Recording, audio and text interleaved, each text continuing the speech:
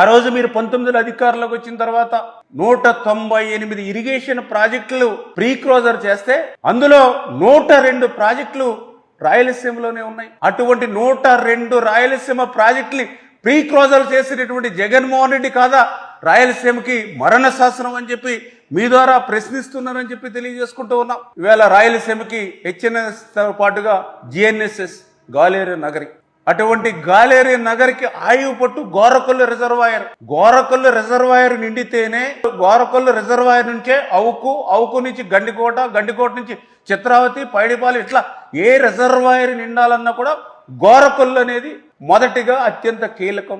అటువంటి గోరకొల్లు రిజర్వాయర్ ప్రమాదభరితంగా ఉంది. గట్లు బండ్స్ స్ట్రెంగ్త్ జారిపోతూ ఉన్నాయి. దీనికి నిధులు కేటాయించమని అధికారులు 5 సంవత్సరాలు మొరపెట్టుకుంటే 5 సంవత్సరాల్లో జిఎన్ఎస్ఎస్ కి ఆయువు పట్టు లాంటి గోరకొల్లుకి కూడా ₹1 నిధులు మంజూరు చేయడానికి కూడా చేతులు రానిటువంటి నువ్వు ఈరోజు మరి రాయలసీమ గురించి మాట్లాడడం అని అంటే, ఎందుకంటే ఆ గోరకొల్లో నీళ్లు నిండితేనే నీ కడప జిల్లా, నీ పులివెందుల, చిత్రావతి రిజర్వాయర్కి నీళ్లు వస్తాయి. అటువంటి గోరకొల్లుకి నువ్వు ₹1 ఇవ్వకపోతే ఈ రోజు ఈ కూటమి ప్రభుత్వం వచ్చాక ఈ రోజు మేము 58 కోట్ల నిధులు మంజూరు చేసి ఆ గోరకొల్లు రిజర్వాయర్ బండను స్ట్రెంగ్తన్ చేస్తున్నటువంటి పరిస్థితి. మరి జిఎన్ఎస్ఎస్ కే ₹1 ఆ యొక్క గోరకొల్లుకి కేటాయించినటువంటి వాడివి ఈ రోజు మరి రాయలసీమ గురించి ఏం ముఖం పెట్టుకుని మాట్లాడుతున్నావు అని చెప్పి ఈ రోజు నేను ప్రశ్నిస్తున్నటువంటి పరిస్థితి. సంవత్సరన్నర కాలంలోనే అటు జిఎన్ఎస్ఎస్ గాని ఇటు హెచ్ఎన్ఎస్ఎస్ గాని మరి ఈవేళ ఒక పర్యవేక్షణతో చంద్రబాబు నాయుడు గారితో పనులు చేశాం కాబట్టే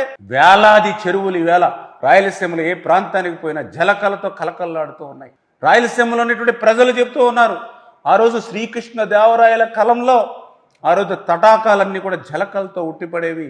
మళ్ళీ ఈరోజు చంద్రబాబు నాయుడు గారి కాలంలోనే ఈ చెరువులన్నీ కూడా జలకలతో ఉట్టిపడుతున్నాయని చెప్తూ ఉన్నారని అంటే, ఇది చంద్రబాబు నాయుడు గారు రాయలసీమలో ప్రతి ఎకరానికి ప్రతి అంగుళానికి కూడా నీరు ఇవ్వాలి అనేటువంటి ఆలోచన